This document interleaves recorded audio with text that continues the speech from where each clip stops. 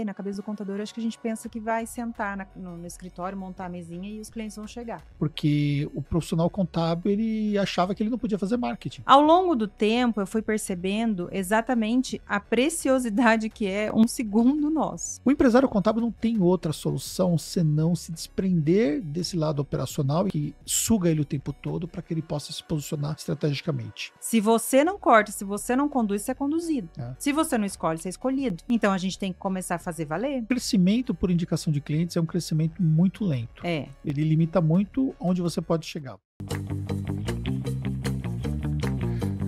Não é só a invasão. Nós pudemos ajudá-los. Qual é o impacto que o cenário... Seja muito bem-vindos, turma, a mais um H Podcast, o seu podcast de negócio dentro do mercado contábil. Esse que é um podcast referência para você que empreende na contabilidade. Falamos aqui sobre marketing, gestão de pessoas, gestão e estratégia de negócio contábil, enfim, uma infinidade de assuntos, mas sempre ligados ao empresário contábil. E hoje a gente vai trazer um tema que é um tema muito importante para você que está começando a empreender na contabilidade. E olha, eu vou te falar uma coisa.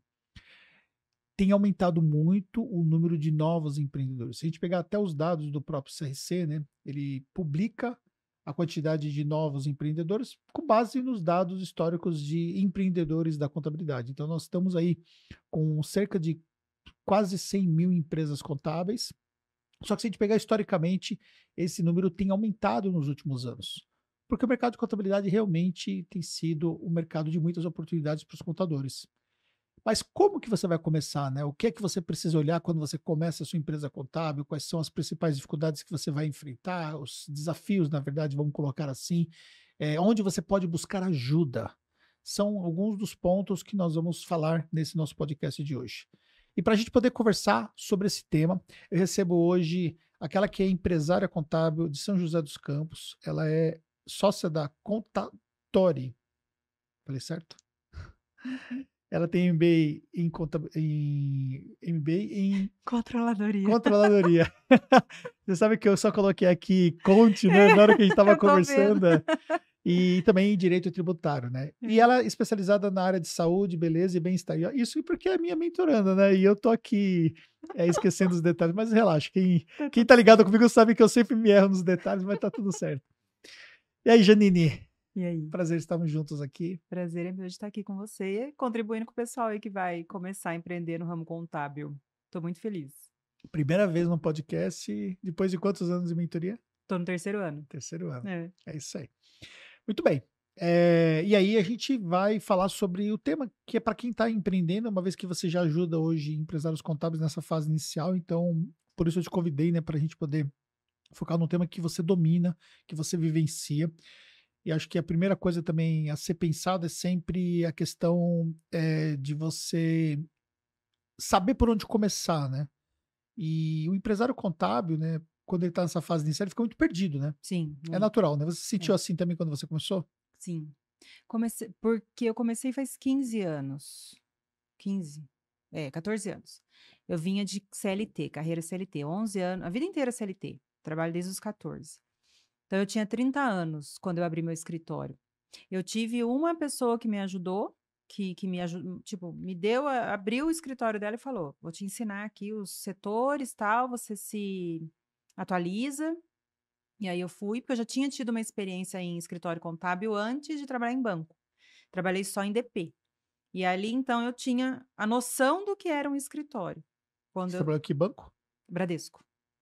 Aí saí desse escritório, fui para o banco, era Banco Mercantil de São Paulo ainda, aí o Bradesco, numa época de um monte de aquisição, comprou o Banco Mercantil, fiquei lá 11 anos, aí quis sair e tal, falei, bom, vou fazer o quê? Eu não caí num escritório de contabilidade, não abri meu escritório porque eu falei assim, nossa, é um ramo que é bom. Eu caí num escritório porque foi o que eu encontrei para continuar tendo renda. E você acha, por exemplo, que hoje parte desses empresários contábeis, eles estão ali não por opção, mas sim por uma questão de necessidade mesmo? Eu acho que sim. Eu acho que alguns estão no mesmo caminho que eu, tipo, eu tenho essa formação, eu não quero mais trabalhar para os outros, eu vou montar meu escritório. Alguns poucos desses iniciantes conseguem olhar e falar: "Não, isso é um negócio que se eu trabalhar direitinho eu vou lucrar bem". Mas eu vejo essa diferença muito também por conta dos influenciadores contábeis, que era uma coisa que não tinha há 15 anos 14 anos atrás quando eu comecei, não tinha muitos. Acho que só Na era verdade, você, é, porque eu mas na época dos DVDs ainda, né? Tipo, é uma então, coisa não tinha esse totalmente negócio. diferente, né? É, Eles estão falando 2011, e 11. né? É. 2011 eu tava vendo em DVD ainda. Ah, então. Então, eu tinha, né, um DVD, que na verdade era um combo, com 3 DVDs, que era Como Abrir o Escritório de Contabilidade. Foi o mais vendido. Aí, porque as Foram mais de pessoas não 1.000 unidades que eu sabiam. vendi. Essa dificuldade eu não tive, porque eu tive lá quem me mostrou, né, você vai fazer isso, aquilo, coisa e tal. Mas eu lembro que foi difícil, porque eu buscava atualização muito técnica, eu era muito assim, eu preciso saber dominar a técnica. Eu nunca olhei para o lado de gestão, de comercial, de vendas, porque isso é uma coisa que, não sei, na cabeça do contador, acho que a gente pensa que vai sentar no escritório, montar a mesinha e os clientes vão chegar. Se há 14 anos atrás já não era assim, hoje muito menos, com tanto de concorrência, os escritórios online que existem, né, o Google ali, o pessoal, as startups investindo massivamente nessa parte de marketing. Não tem como você ficar sentadinho esperando um cliente chegar. E eu lembro disso, que eu ficava muito preocupada com a técnica. Então, eu ia em tudo quanto é curso que o CRC dava, curso do sistema, que eu, na época eu usava o Contimatic. Aí o Contimatic tinha bastante informação, mas sempre voltado para a técnica, nunca para a área de gestão, comercial. Isso veio só depois. É, o nosso trabalho foi um trabalho precursor dentro da área de marketing, né? Eu fui o primeiro influenciador que falou sobre marketing, foi o primeiro influenciador que escreveu um livro, e acho que até hoje o único livro de marketing que tem na contabilidade, se eu não estou enganado, é o meu. Uhum. Na verdade, são 2. E eu tive muita dificuldade de conseguir trazer esse tema dentro do mercado, porque realmente o mercado contábil ele era voltado para a área técnica. É, Então, quando a gente falava, por exemplo, sobre aquisição de clientes, crescimento com estratégias de marketing, era quase uma afronta à profissão, é. porque o profissional contábil ele achava que ele não podia fazer marketing. Ainda tem alguns que acham, né? Pois é, né? Mas é uma loucura isso, né? Eu Como que acho. pode, diante de pessoas que são tão técnicas, elas não conseguirem sequer ler, por exemplo, a própria legislação do próprio CRC, que trata sobre a questão da norma de marketing na contabilidade, né? Que traz ali o que o profissional pode fazer, né? Que é o código de ética do profissional, e acabar ainda ficando presa num conceito lá atrás que não existe já faz muito tempo, né? Algumas coisas que se falava lá atrás, eles não tinham fundamento, que era no código que nós tínhamos anteriormente. E quando veio o novo código de ética, ele acabou trazendo luz para esses temas. E tem gente, por exemplo, que vive num código de ética que nem existe, né? Porque Sim. não existia nem no anterior e nem tampouco no novo, né? No novo, que não é mais novo, já faz tempo, né? Que as pessoas elas não conseguiram evoluir, né, sobre a questão da sua visão em relação ao profissional contábil, achando que o profissional contábil precisa ficar esperando o cliente que vem para indicação, etc e tal. Eu acho isso, mas eu acho também que, você meio eu penso que você é fora da curva, porque você sempre teve esse interesse pelo marketing, o assunto, tanto que você foi fazer faculdade de marketing. Sim, eu estava com meu escritório de contabilidade, e aí eu comecei a fazer faculdade de marketing de manhã, então eu trabalhava a partir do meio-dia no meu escritório, o escritório ficava funcionando desde cedo, né, eu Uhum. chegava da faculdade de meio-dia, porque eu saía de lá umas 11h30, e eu trabalhava da tarde até de noite ali, porque durante a manhã eu fiz faculdade de marketing. Então eu me interessei pelo marketing porque quando eu comecei a fazer alguns cursos de marketing fora da contabilidade, eu percebi que aquilo ali era muito bacana na minha cabeça, né? Aquilo ali fazia total sentido, a questão de estratégias e tal. E aí, como você também passou por esse processo de fazer vários cursos técnicos, né, dentro da contabilidade, os cursos CRC, né, seriam cursos de curta duração, Sim. eu estava muito voltado para essa linha, né, de me preparar para isso. Quando eu fiz os primeiros cursos fora disso, eu comecei a ver algo que realmente me encantava. Então, uma coisa é fazer aquilo que eu precisava fazer por conta da minha profissão, né, para ter a tecnicidade para atender os nossos clientes, e outra coisa é fazer aquilo que de fato te encanta. E o marketing realmente me encantou. É. E aí eu falei, meu, para eu poder ter um embasamento técnico melhor do ponto de vista de marketing, eu vou fazer uma faculdade. Foi por isso que eu escolhi fazer a faculdade. Aí depois eu já engatei no MBA em gestão de negócios lá na SPM, né, que é a Escola Superior de Propaganda e Marketing. E aí eu fiz o MBA também, que foi absurdamente bom para mim, porque alto nível de entrega e tal. Uhum. Hoje as coisas caíram bastante o nível, né? Porque o online trouxe, assim, um distanciamento muito grande da sala de aula. Isso trouxe para as pessoas, assim, uma formação muito mais rasa, né? Sim. A minha formação de marketing ela foi uma formação bem profunda, por 2 motivos. Primeiro, pelo fato de ser presencial, eu tinha bons professores, bons mesmos, e também porque eu era muito dedicado. Então, durante os semestres, eles faziam uma avaliação do melhor aluno da classe. E o melhor aluno da classe, ele ganhava uma bolsa, né, de um percentual de desconto ali sobre. E tinha alguns requisitos, né? Você não podia ter falta, você precisaria ter ali as melhores notas ali de toda a turma. E todos os semestres eu fechei como o melhor aluno da classe. Eu era muito competitivo, e aí acabei fechando. Eu ganhei a bolsa. Quando chegou no último semestre, eu nem paguei a faculdade porque eu consegui eliminar 3 matérias e eu tinha bolsa de 30% sobre o valor total. E no final das contas, eu fiz a faculdade no último semestre sem pagar por conta dessa questão aí de ser tão dedicado. E aí, quando eu estava no último semestre, eu comecei a receber convites dentro da própria faculdade para dar aula como professor substituto para as Que legal. matérias que o professor não estava ali, entendeu? De marketing especificamente. E aí eles queriam que eu também seguisse a área acadêmica, né? Permanecesse ali depois da formação dando aula, mas aí eu vi que não fazia sentido pela questão financeira, né? Aí eu acabei não aceitando. Então, você é fora da curva. Eu também, esse assunto marketing sempre me chamou a atenção, desde de sempre. Quando o marketing digital explodiu, aí eu comecei a estudar aquilo, aí eu falei: "Nossa, isso é muito legal, tal". Aí fiquei meio naquela, o escritório sempre tem uma época que a gente fica meio: "Vai, não vai, vou, não vou". Mas aí que as coisas começaram a fazer sentido, porque aí eu conseguia, quando eu comecei a estudar marketing, daí eu conheci você, comecei a seguir, eu falei: "Não, faz sentido isso daqui, por isso que eu não tô indo para frente, porque eu tô só olhando a parte técnica. Eu entrego excelentemente bem, mas eu não consigo fazer gestão, eu não consigo fazer comercial, eu tô presa na cartilinha antiga mesmo". E aí eu comecei a ver que existia esse outro lado que eu precisava trabalhar. Então essa foi uma sacada, assim, bem forte, eu diria, um ponto de virada. Porque senão você fica sentadinho ali, você acha que é só indicação, daí eu comecei com os clientes do banco. Então eu mandei na época e-mail, todos os que eu tinha acesso, eu mandei e-mail para todos eles e avisei: "Tô abrindo um escritório de contabilidade, tal, tal, tal". E meu pai e minha mãe, porque eles tinham empresa, eu falei: "Ah, então vocês vão ser meus primeiros clientes". Aí eles vieram. Aí depois eles realmente, os clientes do banco foram os primeiros. E aí eu ficava naquela indicação, coisa e tal. Mas eu também sempre tive uma cabeça assim de que: "Ah, eu não posso ficar pedindo indicação. Ah, eu não posso ficar vendendo. Ah, porque não sei o quê, não sei o quê". É isso que ao longo do tempo eu vejo que eu fui amadurecendo, e aí a mentoria, ela potencializou. Porque não é assim, né, a gente não pode ficar nessa de: "Ah, me indica, ah, tô fazendo um excelente trabalho, ele vai me indicar". Não, talvez ele não te indique nunca, talvez você seja só, como muitos falam, né, um mal necessário para mim.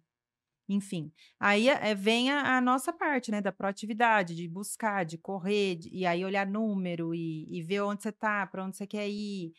E aí vem todo o resto. É que o crescimento por indicação de clientes é um crescimento muito lento. É, Ele limita muito onde você pode chegar. E isso acaba refletindo no que são as empresas de contabilidade hoje. A maior sim, parte delas são empresas que não têm mais de 100 clientes. é, Então, são empresários contábeis, por exemplo, que praticamente trocaram o CLT por um trabalho autônomo. Só sim, que tem um CNPJ pelo fato de ser fácil abrir o CNPJ porque ele é contador, né? é, Mas aí você vai ver a receita desses empresários contábeis, quanto que eles têm de receita? Às vezes tem lá 15, 20 mil reais de receita, tem um funcionário, dois. Ah, o cara consegue ter uma vida ali, consegue ter seus 10 mil reais por mês livre ali, depois de pagar tudo? Consegue. Mas a pergunta que a pessoa tem que fazer é: será que vale o preço de empreender para você ter uma receita tão limitada assim? Então, no final das contas, essas empresas ficam muito vulneráveis. sim, Porque, por exemplo, eles têm um negócio que depende exclusivamente deles. Que se eles pararem de trabalhar, o negócio acaba. Se ele tem 50, 100 clientes na base, esse negócio não tem valor no mercado, até para você um dia pensar em vender. E se fosse pensar em vender uma receita ali, por exemplo, de 15, 20 mil reais, é um negócio que valeria quanto? Seus 150 mil, mais ou menos, entendeu? aí. Tipo assim, qual é o valor que isso teria para quem construiu uma vida inteira dentro de uma profissão? Então a gente tem que pensar que a gente não vai conseguir ficar na contabilidade até o resto das nossas vidas de modo geral. Vai chegar um momento que você vai estar, às vezes, eu já estou com 30 anos de contabilidade, né? Mas eu tenho ainda muita lenha para queimar. Mas, por exemplo, vai chegar um momento, por exemplo, que eu posso me cansar disso aqui, mas eu tenho um negócio estruturado, nós temos uma empresa, uma marca que foi criada, isso tem um valor de mercado que é um valor considerável. Sim. Até porque também existe a carteira de clientes, existe um negócio estruturado, né? Então, quando você tem um escritório pequeno, você vende uma carteira de clientes. Isso tem um preço. Se você tem um negócio estruturado, você vende uma marca. Você vende um conceito de negócio. Isso tem um outro preço. E aí, no final das contas, a gente vê que essas empresas, se elas não tiverem quem herde esses clientes do ponto de vista familiar, né, às vezes o filho não quer conduzir, essas empresas acabam morrendo. Por quê? Porque esses clientes acabam se perdendo, e eu vi vários empresários contábeis que depois adoeceram porque não se cuidaram e acabou. Os clientes se acabaram, entendeu? Aí eu vejo um comportamento que eu acho que é do brasileiro, desses micro e pequenos, assim, desses que estão começando, e eu falo por mim, porque eu tive o mesmo comportamento. A pessoa começa um escritório pensando assim, vamos ver se dá certo. Planejamento zero. Uhum. Então, esse é o primeiro erro, assim, que eu vejo que me atrasou muitos anos no meu crescimento, que se eu tivesse lá atrás, de repente, começado a empreender já com um mentor do lado, eu estava muito mais além do que eu estou hoje. Então, você começa, vamos ver se dá. Parece que a pessoa não tem confiança no que ela vai fazer. E aí, ela não planeja, ela não pensa assim, não, eu vou abrir agora, eu vou ter que ter tantos mil de faturamento em tanto tempo, e para isso, se eu estou com um ticket médio de tanto, eu vou ter que ter tantos clientes, e onde que eu vou caçar esses clientes? Aqui, aqui e ali, ok. E aí, sei lá, daqui 5 anos eu já quero estar com, sei lá, 200 clientes, daqui 10 anos eu já quero poder tirar 30 dias de férias ininterruptas, sem o escritório parar. Não existe. E aí talvez seja uma coisa do brasileiro mesmo. Não existe esse pensamento. E é por isso que eles ficam reféns do próprio escritório. São esses casos que você está sempre mostrando, a pessoa que não consegue parar para tirar férias, a pessoa que, se ela para tirar férias, o escritório para junto, ou é aquele que vai viajar com a família e vai ter que ficar no hotel, no computador, enquanto a família está na praia, porque ele fica refém, ele é um funcionário dele mesmo. Isso é complicado. Isso é complicado. E até por um certo período faz sentido que seja assim, porque você está começando e você não vai conseguir ter uma equipe logo de início. A gente precisa calibrar as expectativas em relação ao que é factível a gente conquistar. Mas isso não pode se perdurar por muito tempo. Então é factível, por exemplo, num projeto bem estruturado de 2, 3 anos, você já quebrar esse problema. Quebrar essa barreira de você ter um negócio estruturado onde você tem mais liberdade. Até porque também, quanto mais liberdade você tem, melhor você consegue aproveitar, utilizar o seu tempo estrategicamente para o negócio te dar mais resultado. Então é um ciclo, né? Quem está preso, ele fica preso, o negócio não tem o resultado que poderia ter porque ele está preso na operação. E aí ele entra nesse ciclo que ele não consegue se desprender, porque ele sempre está fazendo o trabalho que ele poderia entregar, às vezes, para um auxiliar fazer, às vezes para um assistente fazer, e ele está fazendo um trabalho de auxiliar de assistente, ou seja, ele se torna um funcionário mais caro do próprio negócio dele. E aí ele fica atendendo um cliente, por exemplo, de 300, 400 reais de honorário, fica atendendo as demandas desse cliente, sendo que isso poderia ser cuidado através do auxiliar, que poderia fazer isso, ou até mesmo tecnologia que faz grande parte do trabalho dentro da contabilidade hoje, ele não consegue fazer isso. Então ele fica preso nesse ciclo. E aí ele não tem tempo para prospectar, ele não tem tempo para fazer uma estratégia, não tem tempo para aprender, não tem tempo para poder estar com outros empresários, não tem tempo para nada. Ele só tem tempo para poder cuidar das obrigações acessórias daquele negócio. Então ele não consegue se atualizar. A gente tem vários temas, por exemplo, que hoje o empresário contábil precisa olhar para esses temas, que serão temas importantes para 26 e 27, como, por exemplo, a reforma tributária, os aspectos tributários. hoje tem uma valorização muito grande, ou seja, o cliente não quer apenas um contador que faz as guias para ele, quer um contador que seja capaz de trazer para o cliente uma clareza sobre se a tributação que ele está pagando é melhor, se ele pode ter uma tributação melhor, se ele pode ter meios onde ele pode estrategicamente diminuir todo esse custo tributário que existe, que só vai aumentar. Então, ou seja, o empresário contábil não tem outra solução senão se desprender desse lado operacional, e não é delargar a operação, mas apenas desprender dessa operação que suga ele o tempo todo para que ele possa se posicionar estrategicamente. Sim. Conta para o pessoal que está assistindo como é que foi esse seu movimento para você sair dessa fase e mudar essa sua rotina como empresária. Eu lembro que eu comecei com estagiária, porque era a mão de obra mais barata. Então, a princípio, realmente era eu fazendo tudo, contábil, DP. Eu tinha só desde o início que eu tinha um terceiro na legalização. Eu nunca tive um funcionário de legalização. Fiz também bastante processo, mas depois passei para essa pessoa. Aí, quando o volume de trabalho começou a aumentar, eu comecei como estagiária. E daí já comecei a passar um pouco para ela. Ela pegou o serviço muito rápido, dei sorte também, porque a menina voou. Tanto que hoje está lá na KPMG. Aí efetivei ela, e aí eu consegui começar a sair da operação para ir nesses novos movimentos de buscar, de participar de algum grupo, de networking, alguma coisa do tipo. Mas eu me lembro de um apego que eu tinha, assim, com a carteira, com os clientes. Era como se ela não pudesse atendê-los, era uma coisa estranha, mas eu acho que é coisa do pequeno mesmo, do micro. É como se ela... É uma frase que eu ouvi também, que esse negócio que o perfeccionismo é coisa do amador. Eu escutei isso esses dias, Ó, né? Perfeccionismo é coisa de amador, porque você fica assim, mas não vai saber fazer, eu vou fazer. Eu escuto muito isso. Não, não dá para passar isso aqui, porque isso aqui só eu sei fazer. E você morrer, seu cliente vai fazer o quê? Ele não vai ser obrigado a ir para outro escritório? Então, outra pessoa vai ter que saber fazer. E daí eu lembro disso, muito da minha falta também de movimento para outras áreas, foi de eu ficar apegada à carteira, de eu ver a menina se desenvolvendo super bem, os clientes adoravam ela e tal, e eu falava: "Não, mas ela não pode lidar com isso, ela não pode lidar". Aí depois, aí você entra em mentoria, a cabeça muda, aí você fala: "Não, agora o quanto de coisas eu tenho que pôr a mão". Ao longo do tempo, eu fui percebendo exatamente a preciosidade que é um segundo nosso. Isso veio mais forte depois da maternidade e depois da mentoria, que foi tudo igual. A minha filha nasceu em 22, eu entrei na mentoria em 23. Justamente por isso, eu falei: "Agora eu preciso fazer meu tempo render. 8 horas vão ter que virar 16 para mim". E aí você começa a ver, aí eu lembro que eu achava super estranho no começo, quando eu vim aqui, porque você era muito focado.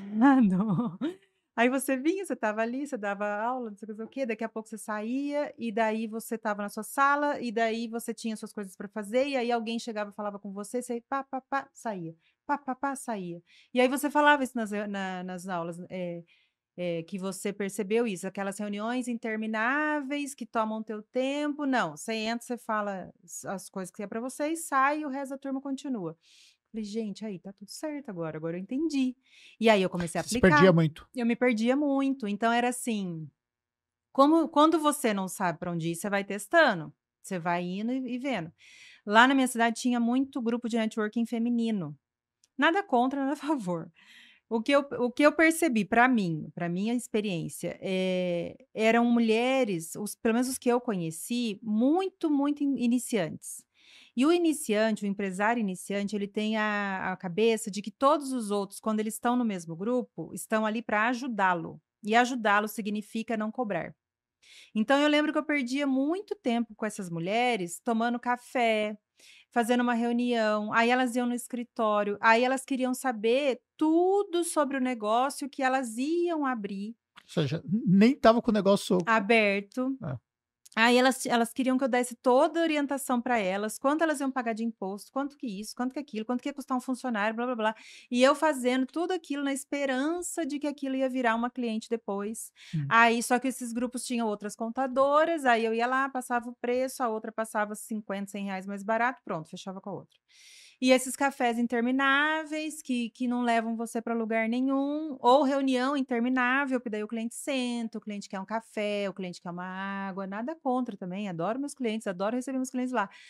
Mas se você não impõe um ritmo mais produtivo na coisa, você fica 2, 3 horas para uma reunião que em 15 minutos você resolveria por telefone. Sim, Hoje em dia, eu evito marcar reunião presencial, sim. eu marco online, porque o online não dispersa. Uhum. E quando é uma coisa que eu vejo que o presencial vai fazer diferença, daí ou eu vou lá, ou segredinho, eu falo pro meu funcionário, ó, tal hora você entra lá e fala que o cliente da Sim. hora seguinte chegou. E não tem cliente nenhum. Mas é por quê? Porque eu não É o posso. corte, né? É o corte, Uhum. você tem que aprender a lidar com o tempo. O nosso tempo é o nosso recurso mais valioso. Você fala Sim. isso o tempo todo e eu concordo plenamente. Se você não corta, se você não conduz, você é conduzido. É. Se você não escolhe, você é escolhido. Então a gente tem que começar a fazer valer. Total. Foi isso que eu comecei a fazer. E esse negócio do que você citou, né, que você estreou no começo, você vê como que as coisas se justificam, né? Como que empresários conseguem dar conta de tantos assuntos, É. né? E tem coisas que não tem como a gente trocar a nossa presença, né? Por exemplo, nesse momento aqui, eu tenho que estar 100% presente aqui. Sim. Então, eu não estou pensando o que está acontecendo lá fora, não. Travei minha agenda, eu tenho 2 podcasts para poder gravar hoje. Eu vou entregar os 2 podcasts, outras coisas que eu tenho dentro da minha agenda, tá tudo certo, tá tudo bem organizado. Mas tem coisa, por exemplo, que eu não preciso cuidar. Minutos antes do podcast aqui, eu estava falando com minha mãe, você viu, né? Vi. Então, minha mãe mandou para mim assim que ela tá com problema na casa dela lá, que era achando que era luz, né? Porque tava caindo meia luz, mas quando ela pediu, mãe, manda foto para mim, ela mandou a foto e tal. Aí eu vi que, na verdade, tá caindo um pedaço do teto do gesso da casa dela. Aí eu falei assim, tá bom, depois que terminar aqui, eu vou ver uma pessoa para poder te ajudar. Aí eu chego para minha secretária, que cuida de várias coisas, né, quase tudo, né, desses assuntos, manutenção da minha casa, coisa do escritório, coisa pessoal dos meus filhos, tudo. Eu chego para ela e falo assim, ó, tá vendo a foto aqui? Precisa arrumar uma pessoa que vai lá, você faz o orçamento com ela lá, manda arrumar e tá tudo certo. Sim. Pronto. É. Eu não preciso cuidar disso e nem posso cuidar de tudo isso, porque eu não cuido disso nem da minha própria casa hoje. Mas por que isso? Porque eu fui cada vez mais abrindo mão dessas tarefas que não faz sentido, e hoje, por conta de toda a loucura que a gente tem de negócio em volta, você pode ter uma pessoa para te auxiliar. Então, você cria uma rede de apoio Sim. para ser possível, né? Lá no começo, eu faria o podcast sozinho, né? Não tinha nem com alguém para gravar, né? E hoje você vê, a gente tem uma equipe ajudando, apoiando tudo que tem que ser feito e tudo mais, que me permite vir sentar aqui 10 minutos antes, a gente define os detalhes daqui, começa e pronto, acabou. Então esse é o ponto, né? Só que você só vai progredindo nesse ponto todo quando você estabelece que dentro do seu dia a dia, né? Você estabelece mentalmente, você tem que se livrar das tarefas que não fazem sentido sob o ponto de vista econômico, ou que não vão gerar ali um resultado, ou que elas não podem ser delegadas. Sim. Aí você começa a estabelecer. Então, por isso que, por exemplo, as reuniões, tem reuniões que eu participo inteiro, porque demanda eu estar ali inteiro, senão eu participo só do tempo que eu preciso e já vou tocar outra coisa. Sim. Não fico ali preso, né? Aí a reunião se dispersa e você fica preso ali e tal. Então, essa organização pessoal, essa capacidade de fazer as escolhas, e você vê, por tudo aquilo que a gente faz, eu tenho meus finais de semana todos livres, eu consigo fazer as minhas viagens, eu consigo fazer tudo aquilo que realmente me faz bem, porque realmente eu me livrei de assuntos que. Então, você não tem um cliente que vai ficar me incomodando no final de semana, porque eu nem faço atendimento de cliente. Sim. Uma coisa que eu aprendi depois da mentoria, eu calculo o faturamento que eu tenho ou que eu quero ter, geralmente é o que eu quero ter. Aí eu divido pelas horas que eu trabalho no mês, e aí eu descubro lá quanto custa a minha hora. E aí vem um serviço. Aí eu falo, esse aqui vai pagar quanto? Ah, vai pagar X. Isso aqui é mais, muito mais do que custa a minha hora, então eu vou fazer. Ah, isso aqui é bem menos do que a minha hora, então eu vou delegar. É assim que eu tenho conseguido me equilibrar nas coisas.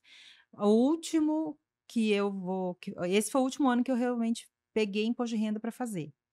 Eu falava assim: "Não, imposto de renda eu não consigo largar, porque, de fato, todo esse lado gestão e marketing para mim, e comercial, É meio que contra a minha natureza. Realmente eu tenho a natureza da contadora que senta, põe o computadorzinho e fica ali o dia inteiro. Eu gosto disso. Então eu falava assim: "Não, imposto de renda eu vou fazer, porque daí pelo menos eu volto, né, eu lembro do começo", sei lá. E aí eu pegava e fazia. Esse ano foi me dando uma canseira, e daí chegou uma hora que eu falei: "O "Que que eu tô fazendo aqui? Eu podia estar fazendo muito mais dinheiro fazendo outras coisas do que E você sentada fez aqui fazendo 100% imposto de declaração". renda? Fiz sozinha, 100%. Sim, dá um rendimento, é claro que dá, Dá, entendeu? eu não é uma receita que eu não vou desperdiçar, mas Sim. eu falei: Mas "Não, você pode escolher não quais são dá". os IRs que você vai fazer, né? Uhum. Então você começa fazendo isso aí, né? Você É, começa escolhendo quais são os IRs que você vai dedicar, é. até que chega um momento que até esses IRs você tem outra pessoa que faz melhor que você. Sim. Aí eu falei: "Não, não dá mais, eu preciso começar a passar isso aqui". Aí falei lá para o Ronaldo, meu funcionário, falei: "Escuta aqui, ano que vem, você quer fazer?". "Ah, se você me ensinar, eu quero". Falei: "Pronto, é seu". Ganhou, levou. Boa. Falei: "Não vou mais fazer, porque é Ah, isso que você está falando, é o tempo que eu estou ali fazendo declaração, que eu podia estar descansando com a minha família, tendo um tempo de qualidade, que eu podia estar aí numa reunião com outros empresários que trariam mais negócios para mim, então não aí eu começou a não fazer sentido, o valor de uma declaração, o valor da minha hora. sim, Aí eu comecei a ver essa total. disparidade. É. Ó, eu cheguei num ponto, eu vou falar isso aí, tem gente que vai até criticar, mas é real isso aí. Eu cheguei num ponto de eu não conseguir fazer minha própria declaração mais. Mas esse ano você não fez? Não, a minha própria declaração eu não faço. Eu já não faço a minha própria declaração já faz mais de 5 anos. Só que hoje, por exemplo, eu não consigo mais, por conta da complexidade que a minha própria declaração se tornou, porque são várias coisas, muita, né? Uhum. E tem detalhes, por exemplo, que eu já não sei onde lançar. Olha só, Por quê? Porque eu não faço imposto de renda, eu não tenho o sistema instalado já há mais de 5 anos. Eu não tenho o sistema instalado na minha no seu máquina. computador. Então, ou seja, eu nem abro o sistema do imposto de renda mais. Claro que tem a Fernanda que faz junto com a pessoa, né? E a Fernanda que faz a declaração nossa, então ela tem o sistema, ela faz a minha, faz da minha mãe, faz de outras pessoas próximas, das minhas filhas e tudo. Ela cuida de todos esses IRs. Uhum. Então, ela me pergunta algumas coisas lá, eu ajudo ela a tomar a decisão, mas se eu tiver que sentar para fazer o lançamento no IR, eu não faço Você já mais. esqueceu. Claro, se eu tiver que fazer, eu vou fazer, claro, óbvio. Da A mesma gente forma já também que se eu sentar para fazer um lançamento contábil, eu vou fazer também. Só que eu não sei nem por onde começar no sistema contábil, porque faz 15 anos que eu não tenho o sistema instalado na minha máquina, aí, tá vendo? entendeu? Então, a gente fez migração de 2, 3, estamos no terceiro sistema desde que eu parei de utilizar o sistema e eu não instalei nenhum dos últimos 2 sistemas.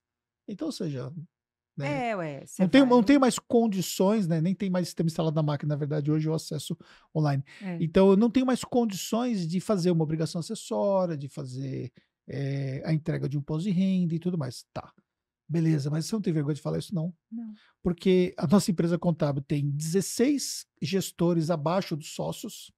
Desculpa, são 10 gestores abaixo dos sócios, são 6 sócios e 10 gestores abaixo. Então, ou seja, todos esses gestores qualificados para atender as necessidades do time e ter um time abaixo de 80 pessoas. Então, tipo assim, para que eu vou fazer um trabalho se eu tenho um gestor que está qualificado, se eu tenho 2 sócios operacionais que são especializados na parte operacional para dar esse suporte, são 3, na verdade, com a Fernanda. Então, ou seja, a gente tem uma estrutura organizacional. Agora, o que acontece? Lá em cima, no meu trabalho, estratégia de mercado, olhar para onde o nosso negócio está indo, tomar decisões financeiras. O financeiro é algo que eu tenho o sistema, acesso ao Sim, sistema muito sensível. e e tem todo o controle que nós fazemos. Eu trabalho hoje que são 80 métricas diferentes que a gente analisa dentro do negócio em média. Claro que não são todas que eu olho todo dia, todo mês e tal. Tem coisas que são a cada trimestre e tal, mas tem coisas que eu olho toda semana.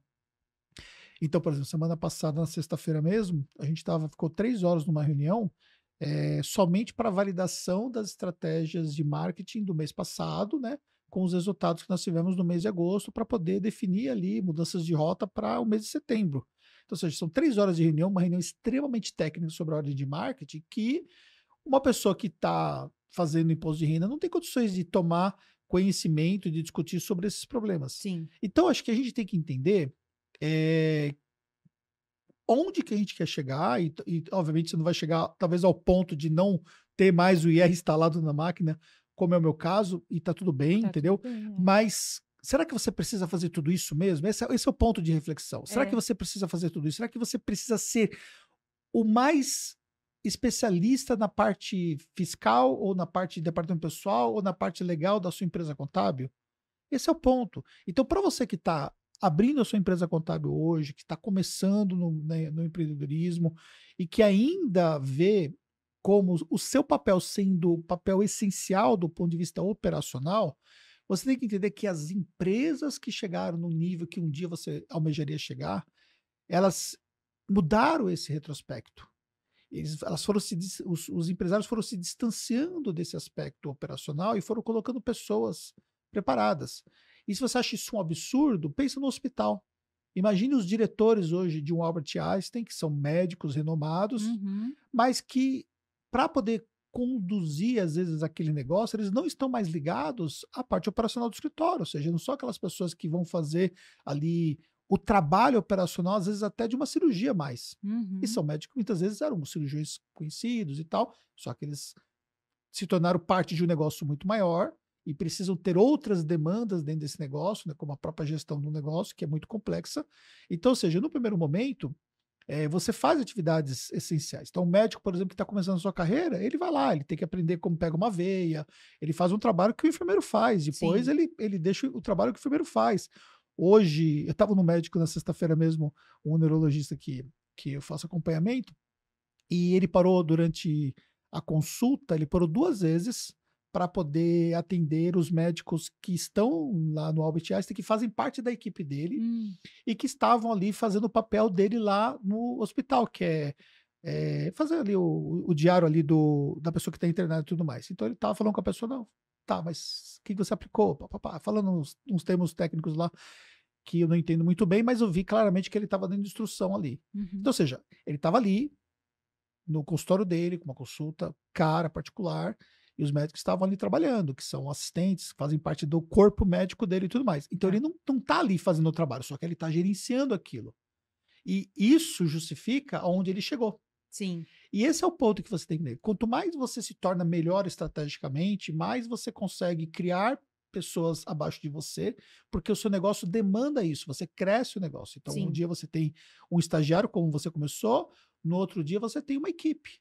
E aí você tem muito mais liberdade, como o fato de você estar aqui hoje. Sim, estou aqui tranquila, o escritório está lá rodando.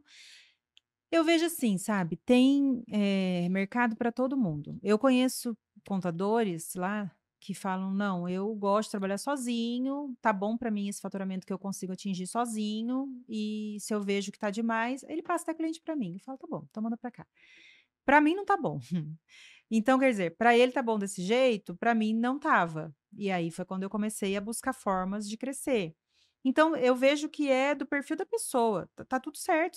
Se você não quer escalar, se você quer ficar sozinho, só você, no máximo mais um com você, tá tudo bem também. Tá tudo certo.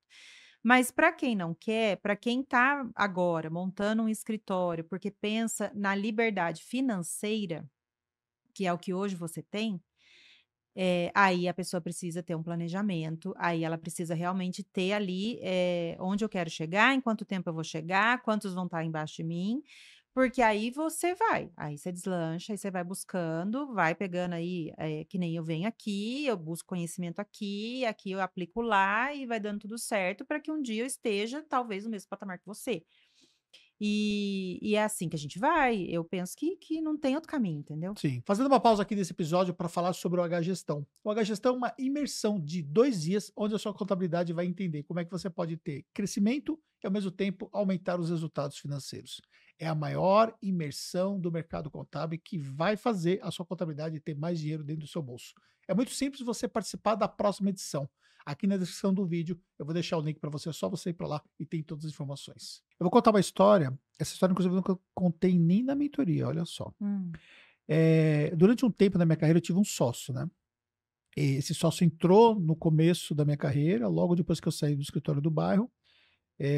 Tempo depois que eu já estava fora do bairro, a gente acabou juntando os escritórios, ele se tornou meu sócio.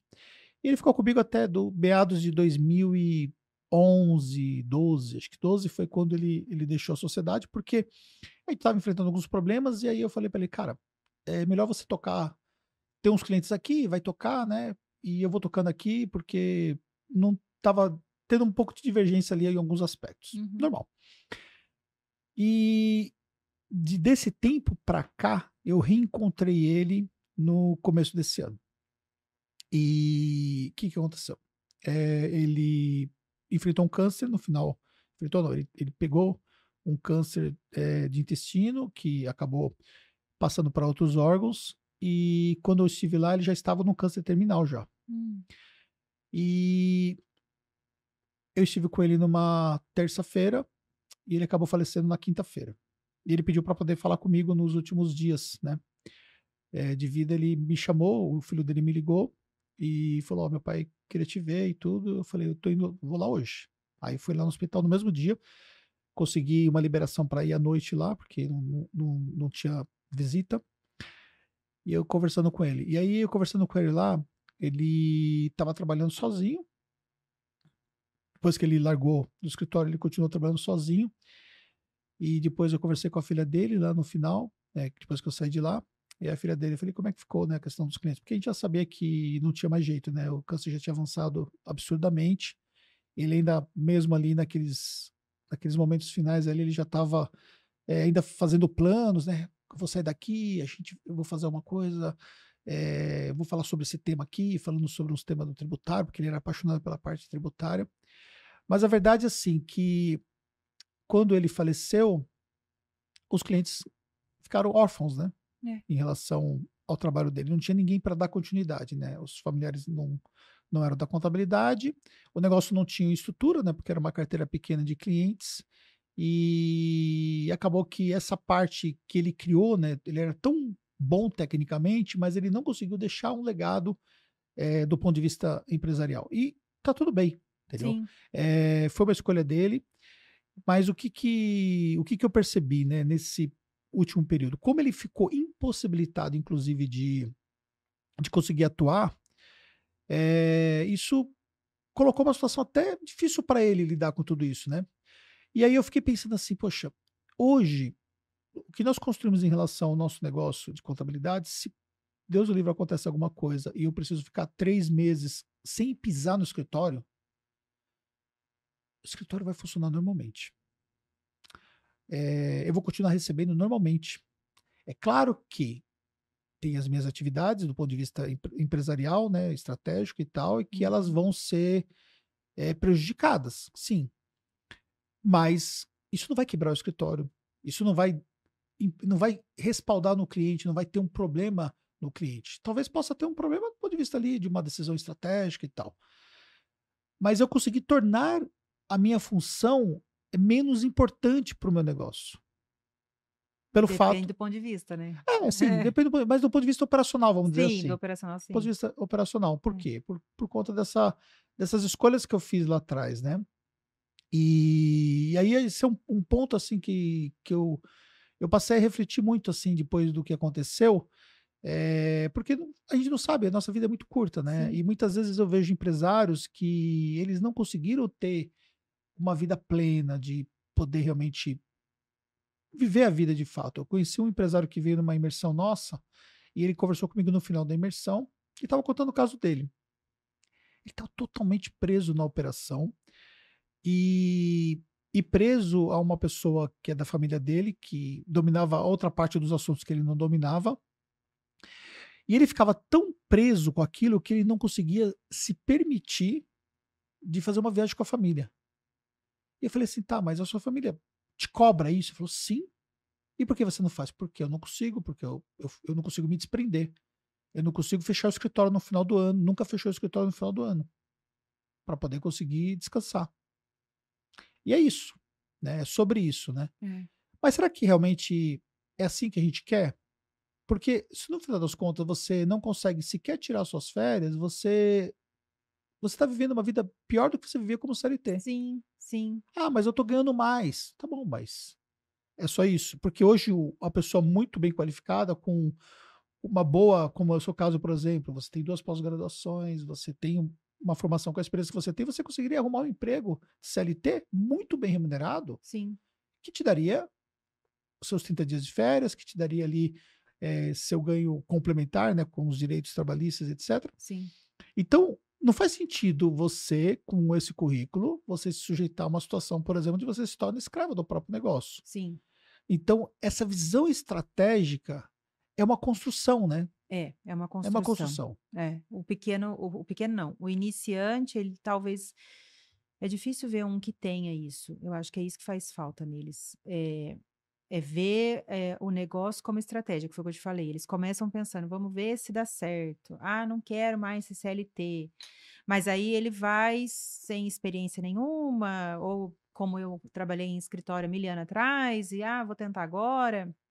Se ele aliar essa vontade dele com estratégia, com esses planejamentos todos e esses prazos para ele ir subindo, para ele escalando, ver quanto ele quer faturar, se inteirar do mercado, entra aí para uma mentoria, descobre como está o mercado agora, porque a gente já está aqui, a gente já está rodando, a gente já sabe o ponto fraco, ponto forte e coisa e tal.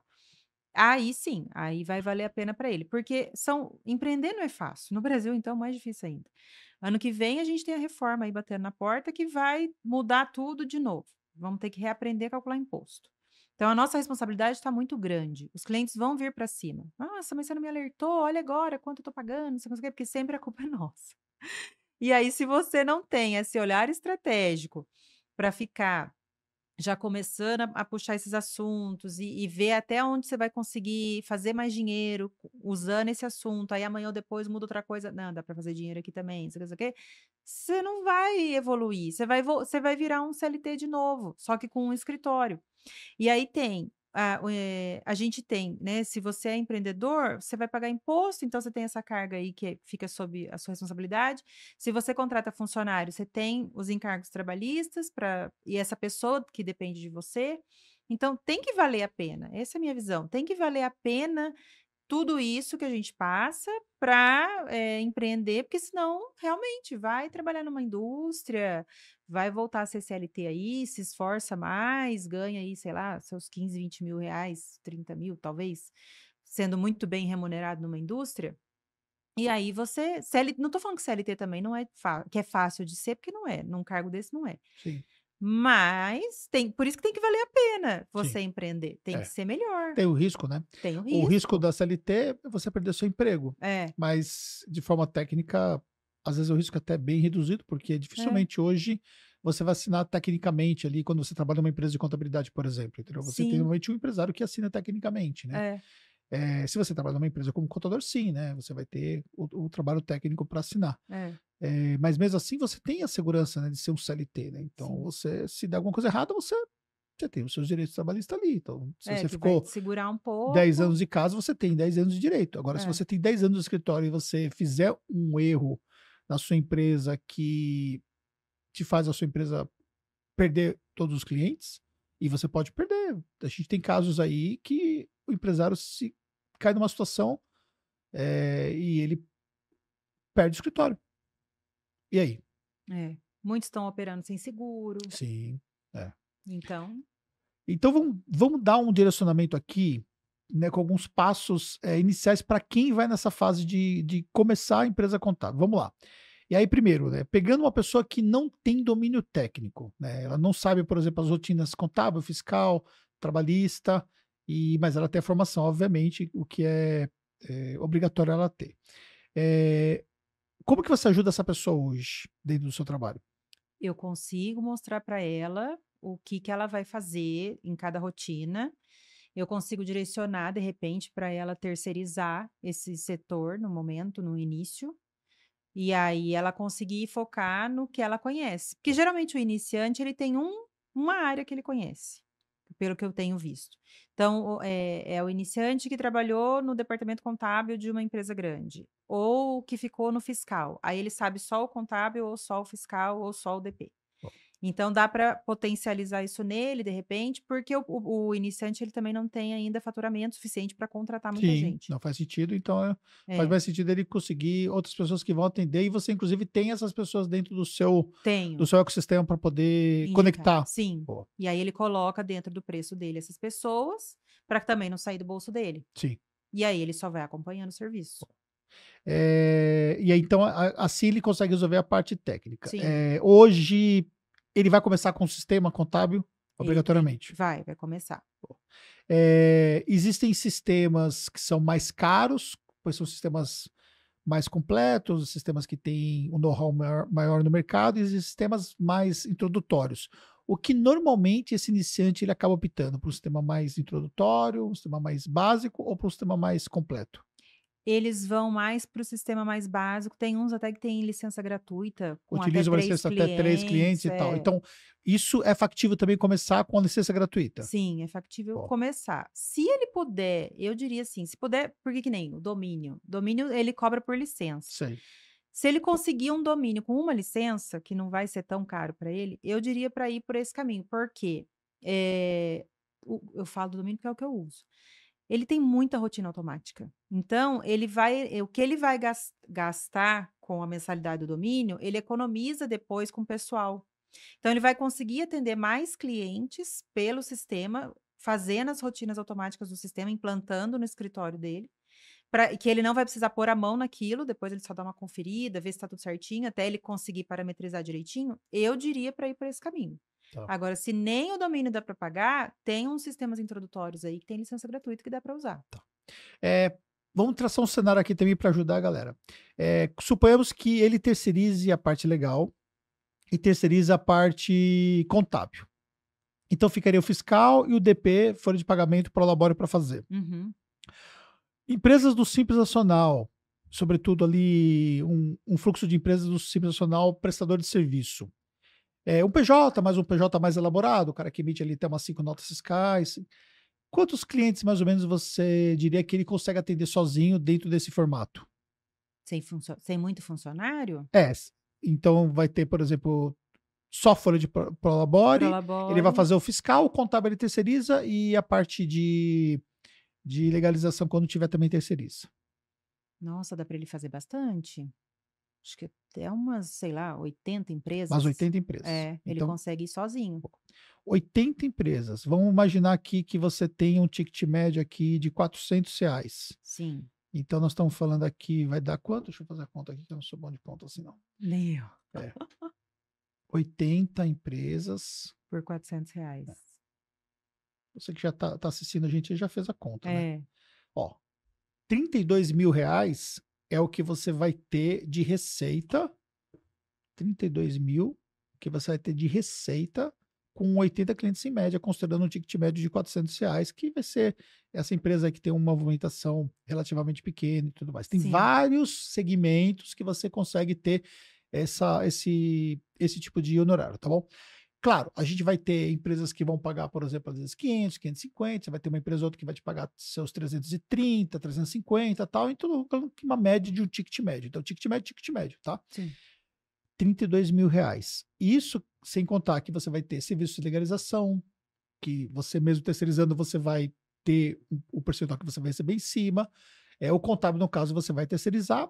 E basicamente aqui você vai ter um terceirizado, que é o contábil, que você normalmente paga por CNPJ. Sim. Você vai ter o seu sistema contábil. Dá para você tocar 80 empresas só com o sistema contábil. Talvez você já poderia ter um sistema de gestor de tarefa para poder facilitar o controle, no caso, né? O sistema de gestor de tarefa ele vai conversar bastante quando você começa a ter pessoas ali para você controlar as tarefas da turma, mas se você quiser já começar, o que vai acrescentar em termos de custo até vale a pena. Vale, porque as pessoas estão fora, né? Os terceiros. Exatamente. Ou seja, é um negócio assim... Tem certificado digital que vai vender o tempo todo. Vai vender certificado digital. Aí dá para você terceirizar coisas que você pode vender para esse cliente, como marcas e patentes. Sim. Tem outras coisas que você pode vender, ou seja, dá para você faturar seus R$40 mil aqui. Dá. Com uma carteira mais ou menos de 80, e você consegue trabalhar sozinho. De repente você coloca um estagiário aí só para te ajudar, para ajudar nas demandas ali, coisas que você pode já delargar, e você terceiriza aquilo que você não for fazer. Claro, você ainda está preso operacionalmente. Tá. Vamos entender a realidade. Você está preso operacionalmente. Porém, você consegue ter um poder de escolha de você conseguir continuar crescendo para você montar esse time. Depois que você crescer, você internaliza aquele contábil que você terceirizou, e aí você começa a montar essa estrutura interna. Sim. Vai passando o fiscal para outra pessoa, passa o DP para outra Isso. pessoa, e que foi o que eu fiz. A rotina de departamento pessoal para 80 clientes, que é só Prolabore, é muito tranquilo de fazer. No domínio ela é automática, Automática. 100%, você não mexe, você não coloca a mão. Quando você tem funcionário, obviamente, você vai ter mas você também pode terceirizar o DP se você quiser. Você pode só rodar, se você quiser rodar a parte de folha de pagamento de Prolabore e terceirizar quando tiver o cliente com funcionário, por exemplo, você pode terceirizar e você vai pagar por valor, porque você tem empresas especializadas só fazendo terceirização de DP. Sim. E a Janine vai te ajudar nesse processo aí. Então, ela vai te direcionar, inclusive, quem são os parceiros que você pode contratar, que são empresas que fazem parte do ecossistema dela, que ajuda você nesse ponto. Sim. Então, aí, beleza. Então, isso aqui está resolvido. Resolvemos aqui a parte de rotina dessa pessoa. Sim. Agora, vamos falar um pouco na questão de prospecção. Hoje, você falou que você começou a prospectar com o seu próprio network, né? Foi. Hoje, o que você faz para você poder... O que você fez para sair daquele network que é o restrito que você tinha, que são as empresas que você conhecia, as pessoas que você conhecia do banco, que você citou na sua história, e que você faz hoje para você atingir outras empresas? Como é que você traz esses clientes hoje para você? Eu ainda uso muito do networking, eu participo do BNI. O BNI, para quem está começando, eu acho excelente, o micro e pequeno. Só que depende de ter espaço na cidade que ele está, né? Naquele... porque às vezes tem mais de um na cidade, né? Eles têm, dependendo do tamanho da cidade, mais de um grupo na cidade. E só tem um profissional por área, né? Só tem um. Eles têm a exclusividade no grupo, então cadeira de contabilidade é extremamente concorrida, vai depender disso. Mas, assim como existe o BNI, eu só conheço ele, mas eu sei que existem outros de formato parecido, a pessoa pode ir lá se inteirar. Agora, fora BNI, eu aprendi aqui também o networking estratégico intencional. Então, que nem eu tô aí focando no saúde, beleza e bem-estar. Tava lá no salão fazendo unha esses dias, tava lá uma médica, 2 médicas se maquiando porque elas criaram um evento delas, elas eram dermatos. Aí eu começo a perguntar, nossa, que legal, nossa, que linda sua maquiagem, o que você tá fazendo, que evento que é esse? Nossa, que bacana, você sabia que eu trabalho só com médico? Aí você tem que ir também cavando buraco. Aí lá em São José fiz uma parceria com a APM, Associação Paulista de Medicina, entrei lá para fazer alguma coisa, acabou não virando muito bem.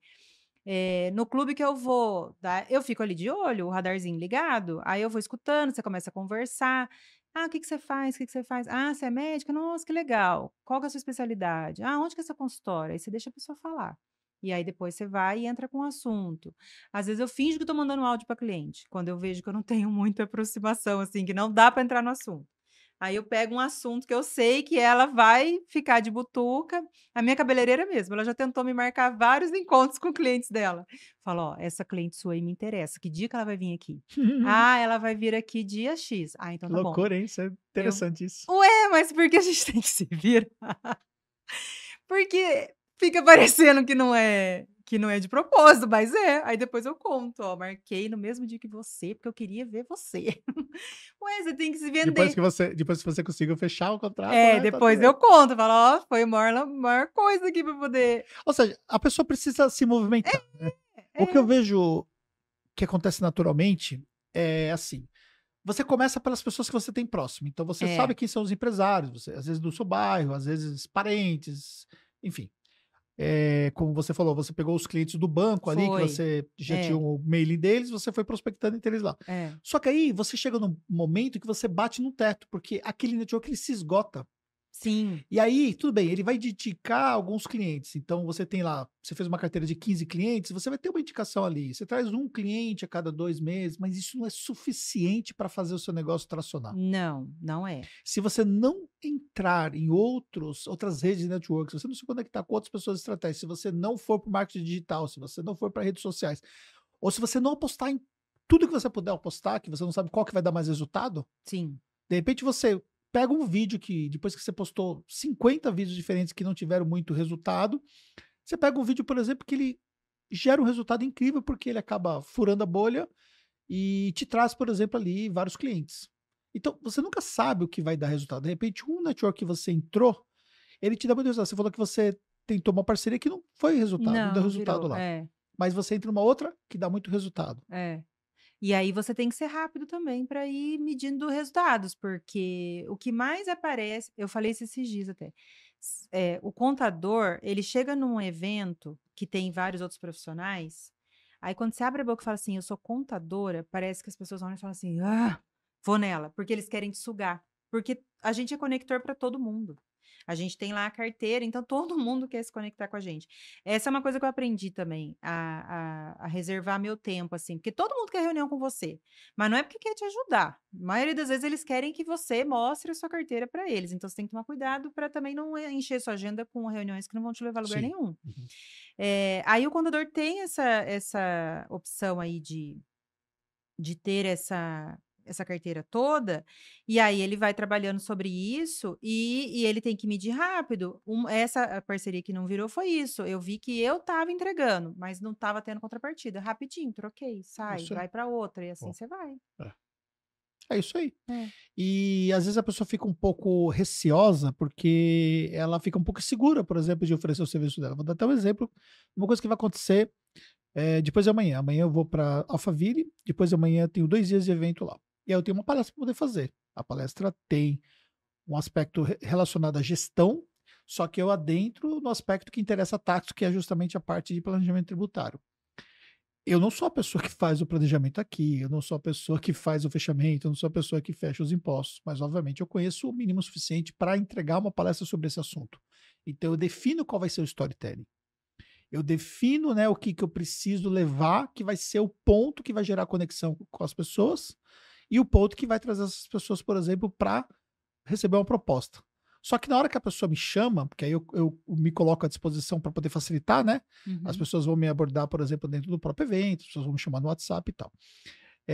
Quando a pessoa me chama, eu faço a ponte com uma pessoa que já está preparada para poder fazer esse atendimento. E aí eu transfiro esse trabalho para essa pessoa que está qualificada para isso. Então, o que acontece? Você não precisa ter o domínio completo de um assunto para você falar com o empresário, para falar com o empresário Sim. que não tem um conhecimento aprofundado sobre aquele assunto. É. Mas você precisa definir muito bem qual a história que você vai contar. Você precisa definir muito bem qual a estratégia que você vai ter. E quando você entende esse jogo, você tem muito resultado. Sim. E eu tenho muito resultado dentro dos networks que eu estou por conta disso. Porque eu estou num ambiente, eu estou olhando o que está acontecendo, eu vejo que são as pessoas que eu tenho que me conectar.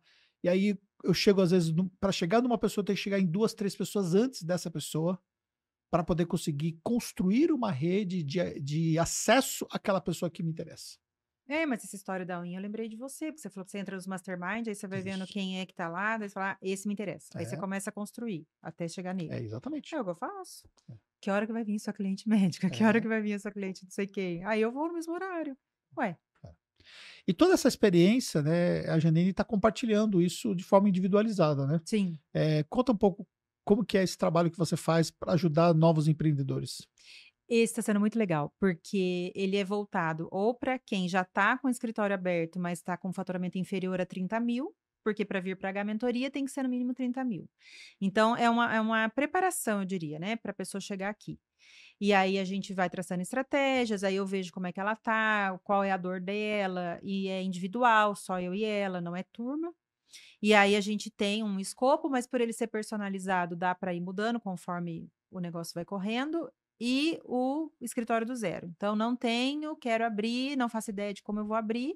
Aí também tem outro escopo, individual também, encontros online. Aí eu vou ajudo essa pessoa a construir esse escritório para faturar os primeiros 30 mil. Aí depois ela consegue vir para cá. E aí a gente, inclusive, libera o acesso à nossa plataforma que é o H Club, né? Ela vai ter lá, hoje são cerca de 50 cursos diferentes que você tem dentro da plataforma. Sim. Então lá você tem curso, por exemplo, sobre como conquistar os primeiros clientes, você tem curso da parte fiscal, né, rotinas fiscais, né, da parte de gerenciamento, reforma tributária, tem bastante curso lá que está disponível para você poder compartilhar de um conhecimento que nós preparamos, né, ter acesso a esse compartilhamento de conhecimento e que dá apoio ao trabalho, né, da Janine, porque acontece, Sim. ela vai focar naquilo que você precisa, aí ela vai dar para você ali uma tarefa, olha, tá vendo esse curso aqui? Então você vai Sim. estudar isso aqui, porque a gente vai gastar a nossa energia aqui, o nosso tempo, para poder tirar as dúvidas sobre esse tema aqui, mas você já se prepara isso aqui para o próximo encontro, por exemplo. E aí você vai conduzindo, ou seja, você vai dando muito mais velocidade a esse avanço que esse novo empreendedor precisa para poder performar dentro da contabilidade. Exatamente. Tem os cursos de marketing lá, gravar vídeo, como fazer também, é bem bacana. Aí vai do perfil da pessoa e da velocidade dela também de conseguir fazer as tarefinhas lá e a gente conseguir chegar no objetivo final. É bem bacana. Dá para fazer para a turma aqui um diagnóstico inicial para quem quiser conhecer mais? Dá. Você faz um individual para poder ter um diagnóstico inicial com eles? Faço. Pô. Só me chamar, Então, que tá aí a bom. gente marca online ali, Maravilha. rapidinho. Então, aqui na descrição do nosso vídeo eu vou deixar aqui o contato, mas aí deixa o seu Instagram. É janine.acontadora. Tá, janine.acontadora. Me chama no direct lá No que a direct gente lá, marca. tamo junto. Muito boa a nossa conversa, gostou? Gostei, muito bom. Realizando um sonho. Que bom, fico feliz. Eu tô muito feliz de estar aqui, fazer parte. E eu admiro muito o seu trabalho. Obrigada. Você, desde sempre, né? Eu converso muito com a Fernanda, né? Sobre os mentorandos. Você sempre muito séria, muito focada, né, no resultado, né? Isso é muito bom, né? Porque o resultado ele vem realmente de quem persiste, né? De quem Sim. entende que nós estamos num jogo de longo prazo. Então, você, de forma gradativa, você foi entendendo como é que funciona, né? Estar dentro de uma comunidade, como você está hoje, progredindo, saindo da mentoria, indo para o Platinum, Sim. avançando, né? E em breve vai estar no Mastermind também. Sim. Eu ficava olhando muito isso. Por muito tempo eu olhava, você tem vários cases aqui de gente que voa rápido. E eu olhava e falava, meu, eu tô fazendo alguma coisa errada, porque olha esse cara, ele entrou junto comigo, ele já tá em tal lugar, eu não tô ainda, e aí tal, e já passou. Mas aí também a gente entende, daí eu fui me entender, falei, não, o meu resultado é mais cadenciado, eu tenho a questão da minha filha, eu não abro mão de ver, de ajudar, de educar, então meu tempo é menor, por isso que eu bato muito na tecla do tempo. Para quem está começando, para quem vai começar, não perca tempo de tentar sozinho quando você tem alguém que já sabe o caminho, porque o tempo é precioso. Seu amigo está aí, infelizmente, né, foi embora, tal. Em janeiro desse ano eu tive uma perda muito grande, a filha de uma amiga também faleceu de câncer, 22 anos, então uma menina super nova, o câncer levou muito rápido. A menina estava assim, cheia de sonhos e planos e coisa e tal. Quem que ia imaginar uma menina de 22 anos indo embora? Então não perca tempo, o tempo é muito precioso, a gente tem que fazer valer o tempo. Tendo um mentor atrás para te ajudar, para te acompanhar, para te fazer ir e chegar onde você quer mais rápido, é a melhor coisa que tem, não tem por que tentar sozinho. É isso. É isso aí. Muito obrigado. Espero que vocês tenham curtido, tá? Não esqueça de deixar seu like aqui, compartilhar esse conteúdo. E também, se você tem algum tema que você acha que a gente pode trazer aqui para você dentro do nosso podcast, então coloca aqui nos comentários, vai ser um prazer a gente poder analisar a sua visão e como a gente pode contribuir para o seu desenvolvimento dentro da contabilidade. Muito obrigado e até um próximo conteúdo dentro do H Podcast.